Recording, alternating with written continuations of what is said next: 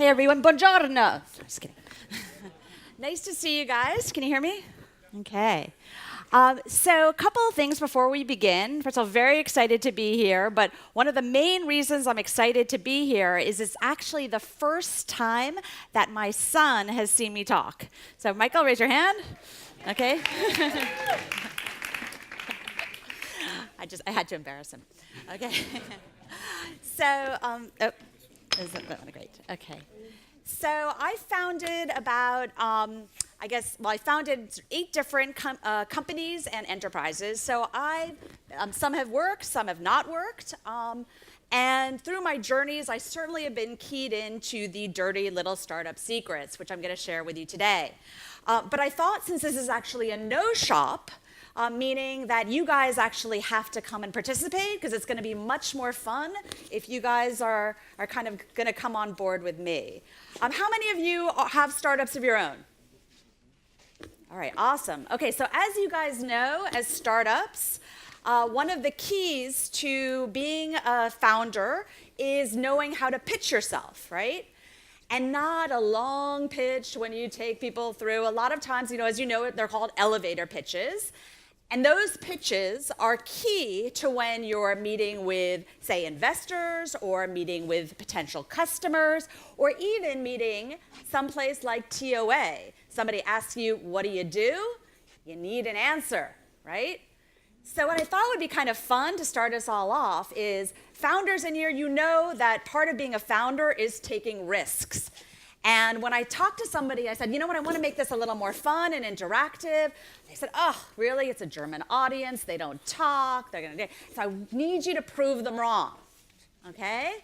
So I want some folks to basically practice your pitches. And I have a mic here, but it can only be, say, 5 seconds long. So you've got to nail it in just a few seconds. And so as founders, you got to have guts. So who's going to have the guts to do the first pitch? So we know, and you also, look, this is your audience. These are your people. This is a way for you to announce what kind of startup you're doing. All right, we got one here. Go ahead, I'll hold it. Yeah, stand up. Hi. Me and my sister, we founded Goal Girls, and we are a platform for content creation, experiential marketing, and we run branded events. Awesome. Thank you so much. And your name is? Kadi. Kadi. Awesome. Fantastic. Go ahead. Stand up. My name is Julia, and I'm from Formlabs, and we produce the world's most advanced SLA desktop 3D printer. Fantastic. 3D printer. Love it. All right, great job in being very succinct, and I love the fact how you were booming. Okay, who else do we have here? It's interesting that the women have more courage than the guys here. Just want to point that out. Guys, you're going to show them up?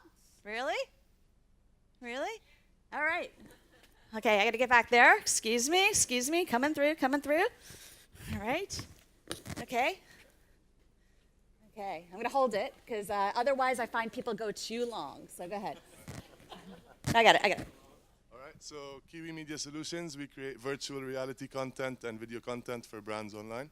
Awesome. Kiwi. Awesome. All right, who else have we got? All right, gentleman over here. What's your name? I'm Daniel from Switzerland, and we bring from the European community 10,000 nurses into Germany who are missing. Awesome. 10,000 nurses into Germany were missing. Love it. Thank you. Daniel, is it? Daniel. Awesome. All right. Come on. There are other founders here. You guys raised your hand. Who's going to be? Come on. We need some courage here. This is about being a founder. Really? We don't have founders who are courageous? You're going to, seriously? No. Ah, we got one there. All right. Sorry. Excuse me. Okay, go ahead. Benjamin from LeadLogic. We are a sales automation company and optimizing the lead cycle of our customers. Awesome. So sales optimization. Fantastic. Okay. All right. And one more? Anybody? Last one? Where are the women? One more woman? Your founder? No. Okay. The founder? Woman? Ready? Yeah. Catch people. You can yell. Okay, but it's Is this a only mic? 5 seconds. Alexandria from Job Unicorn. We're breaking the circle of lies in the hiring process. Awesome. Fantastic. Breaking the circle. All right. All right, so what I want to do is I'm going to come back to your startups, but I want to tell you a little bit about what I've been doing. So my quick pitch is that I started Ziggeo, which is a video technology company, and we make it super simple to capture videos from your customers, community, or audience. Think video APIs and SDKs. All right, so I'm going to talk about the dirty little secrets in terms of a suitcase, a box of donuts, and hanging out with sharks. Okay, here's a picture of, you can't see it very well, but this is actually our first office in Soho. How many people have been to Soho? All right, isn't that right? You know, it's like kind of funky and fun. You know, you see like the rusticated wall, right? And so it's like this incredible office that we had, a really sleek table, you know, like that dark wood with beautiful, like really cool, slick silver legs, right? You picture it? These like really comfy chairs, right? Very cool. So that's my co-founder, Oliver, and we were hopping on a Skype call with one of our first enterprise or potential enterprise customers, right? And so we're about to join the call, and at the table, in the cushy chairs, there was just one problem. We had just moved into our office, and that table, it actually hadn't been delivered. So what do, being creative founders that we were? We used a suitcase in the closet. And so he's like, okay, we perched it. They're not going to know. You know, we're still in the comfy chairs. We're in the office. We got the suitcase. We're ready to start the conversation with our first big enterprise customers. There was another problem. The other problem was those cushy chairs, they actually hadn't yet been delivered either. So there's Oliver, sitting cross-legged, about to start the call with these potential enterprise customers. Okay, last problem, that Soho office, we actually hadn't moved in yet and actually hadn't even secured. Who's to know, right? So, but they did know that we had on the Skype call, who's to know where we were, right? So we're in Manhattan, about to start the Skype call, and actually it went very well. They became a customer of ours. Of course, we'd never say where we were, and we wouldn't say that we're at the desk, but it's the illusion that you need to give as a startup to get your first customers. Have you guys experienced that? Trying to get your first customer and trying to show that you're maybe a little bigger than you are. Because as you know, or a lot of you know, enterprise customers like security. They like to know that that when they deal with you, when they invest the time and they invest the money, you're not going to go away within a few months, right? Because they got to report to their boss that, oh my God, they folded or they're not longer there. So you need to have that little bit of a security. Hold on. Is there some water? Or my water went here. Okay, here. You also need to have water on hand. I had this idea to launch a platform, and I had two challenges. One is I wasn't an engineer, and the second is I didn't have the money to hire an engineer. But what I did find, or whom I found, was actually Oliver. This is Oliver. But I couldn't pay him. And he was in Germany. He just finished up doing a PhD in computer science. And I had to figure out a way for him to start working at Ziggeo. That's the company it became. So I thought, okay, I didn't have the money, but what did I do? What did I have? And what I had was this basement room, a guest room in New York. Now, luckily, we lived in the middle of Manhattan, kind of sexy, kind of fun. So I told Oliver was living in Munich at the time, I said, come to New York. You can live for free in my basement. It's actually kind of a nice room. There's a little terrace out there, so it's not actually underground, but it's nice. And you can intern at various other companies while you're there. Come for the summer. Actually, our kids were in camp. Michael, you're in camp the time. You don't remember this? And but in the evenings, you actually needed to program for me, so I could launch this first MVP. And that's actually what Oliver did. He moved to New York for the summer, spent the time in the room, would program in the evenings. We used to joke, okay, 2 more lines of code, and I'll feed you dinner.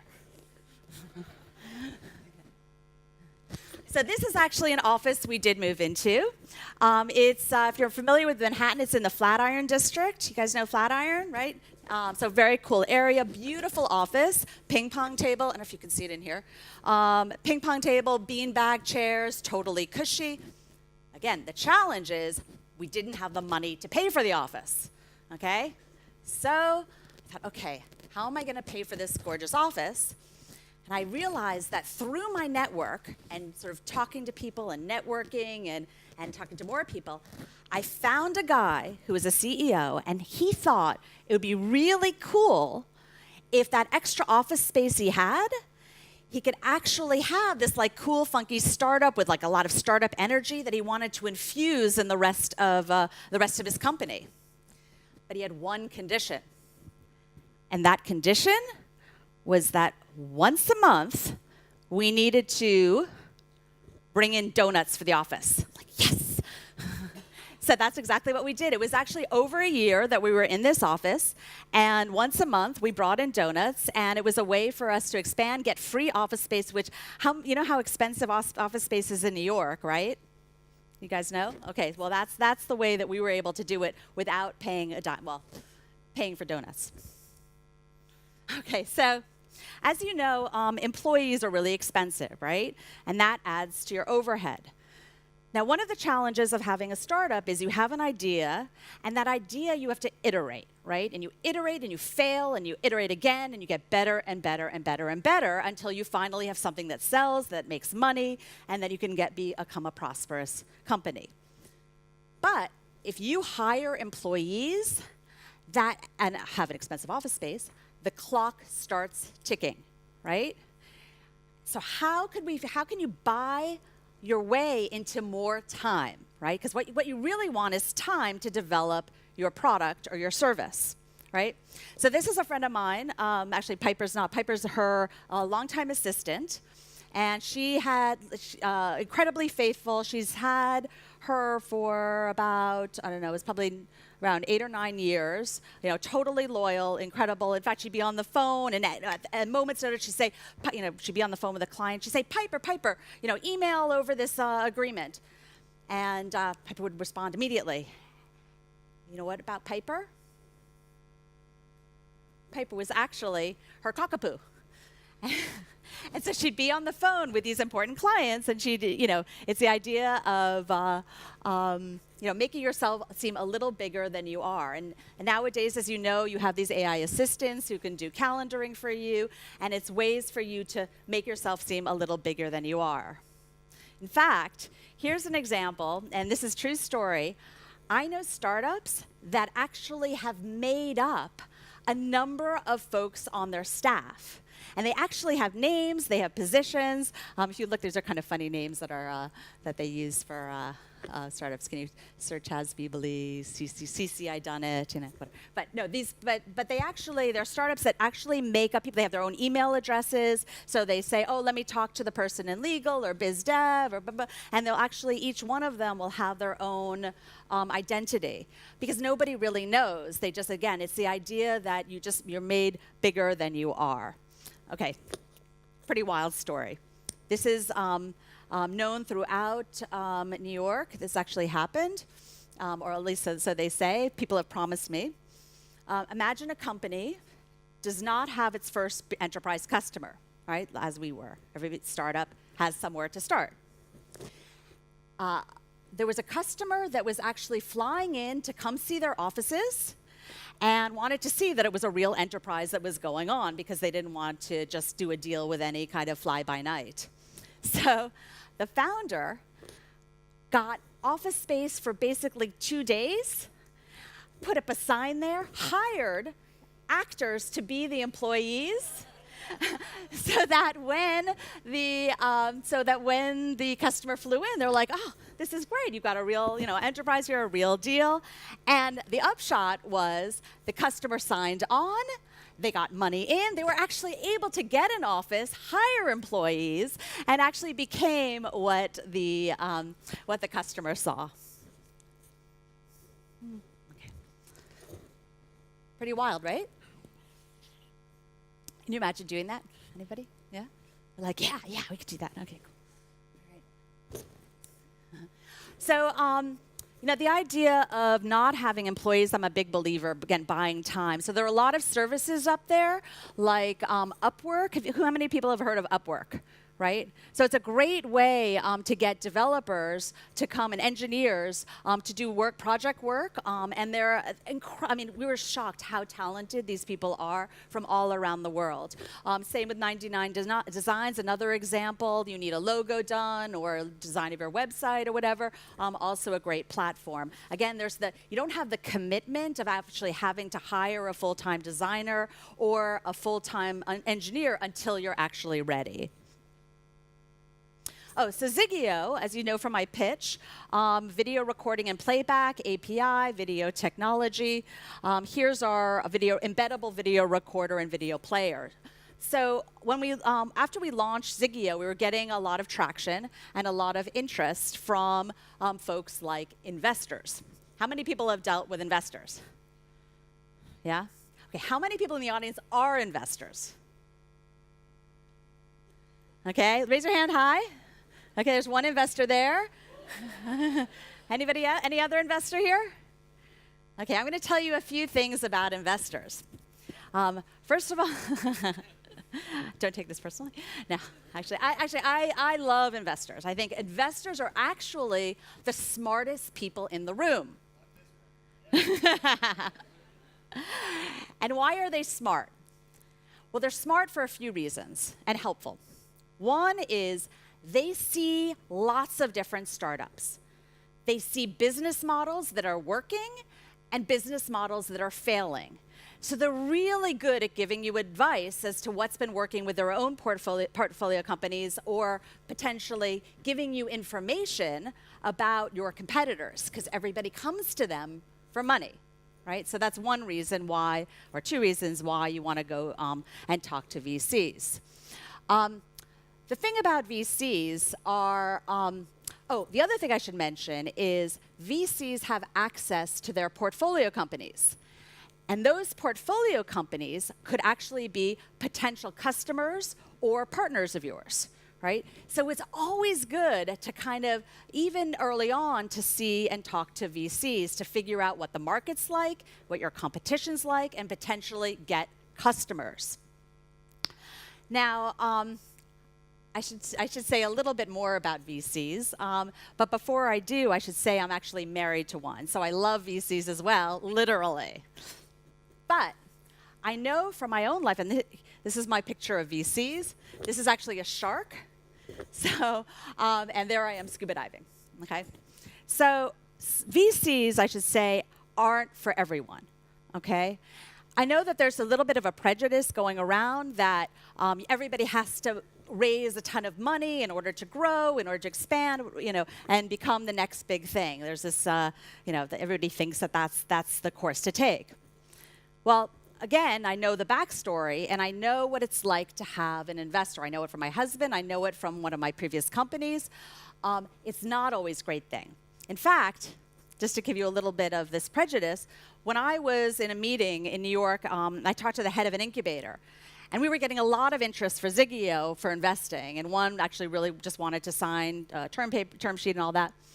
And I told this investor, he's like, oh my God, this is it. You've won the lottery. Like, this is what you're waiting for. This is success. And I looked at him, I thought, this is not success to me. I don't want for myself to build a company in which I've got to report every month to the VCs, right? You have your monthly calls or meetings or quarterly meetings, and because they want 10x, right? That's why they entered, right? They see the potential, which is fantastic for them, but may not be what you want in your life. I wanted to build a company that was self-sustaining. I wanted to build a company where I could actually have the freedom to have the time to develop my business model and have the time to have the life that I wanted. Michael will certainly attest to that I'm home a lot. She's like, really? But I can also travel. We now have a place in Berlin. We take, I would say, vacations where I can also actually work. We've purposely had a distributed workforce so that I don't necessarily have to report into an office in terms of face time. Again, it's not for everyone, but that's the way I've chosen to work my office. And in fact, here I am on a ski slope. I'm actually doing a conference call literally on the ski slope. Of course, the customer doesn't know that, but it illustrates the kind of life that I have wanted to have. Does that make sense? How many people want that kind of life and not necessarily build a big company that's VC funded? Yeah? Let me have that mic again. The mic? Oh, there you go. Okay, perfect. Okay. So tell me, stand up. Okay, introduce. Are you guys together? Or is that, Yes. no? Okay, so I work at Formlabs as HR people. And what we do, we are recruiting new talent. But what we can do, we can work from home, for example. perfect. We Right. have a very flexible workflow, and also our vacation are very... Perfect. Great. Yeah. No. Exactly. So that's the kind of life. What was your name again? Cynthia. She's in HR in that company. Who here is a founder? Okay. Oh, we got a founder, a woman founder. Come here. Female founders rock. Let me tell you. A little big hand for a female founder here. Okay. Hi. And your name? Raisa Berger. Okay. And what kind of company do you have? I run a network of designers all over the world, so I actually specialize now in designing presentations and pitch decks. Awesome. Okay. So, and what's your business model in terms of the presentations? I only work with senior designers who don't need help hand-holding, and everybody can work from spaces that inspire them. So we don't have one office in one place. Everybody works from wherever they want. Okay. And your business model in terms of you have the designers, do you take a commission on their work? I work with people that based on what they want to get paid, and then if I can get more out of a customer, then I keep the difference. Interesting. Okay. So she negotiates. Very clever. So she up charges to the customer. So you find the customers. I try not to make it, unreasonable. I work with, if it's a startup that has less money, then I give a cap that is reasonable for them. If it's a corporation, I design presentations for Rupert Murdoch. I've also designed presentations for Snapchat. Right. But so the business model there is making the difference on the, and the nice thing about this, so is it a lot of negotiating on your part? Does it require you to be there? No, I can do all of that remotely. I receive a call, I explain, I ask the customer what their needs are, and then I estimate based on that and based on who they are. I think it's very clever. The challenge I think that you're going to have, if I may be so bold, is that this requires you and the hours that you put in, right? There's only so much you can give. So I'm a big believer myself. So in my 8 different companies, I've experimented with at least 8 different business models. And one of the business models that I love, and I've done the commissions, I've done the hourly rates, I've done volume-based now, but let me tell you, my favorite is subscription, a B2B subscription, right? And so, one of the things that you may want to think about is how do you scale yourself, right? And how do you do it so that they don't require you being there? Well, the designers themselves do the work because they're all senior without me there, but the first initial engagement usually comes through my experience and my connections, and so. And then you get the commission from there. Perfect, love it. So you're able to scale and not be there the second time. Perfect, great. How are we doing on time? We're good? Sorry? 30 seconds? All right, so I guess I should wrap up. Thank you very much. If you have startups or questions of business models or how about doing it, I'm very active in the female founder community for big fans of female founders. So come find me and have a happy to it. And tell your pitch to anybody who will listen, because you never know where there's a potential customer or partner among you. Thank you very much.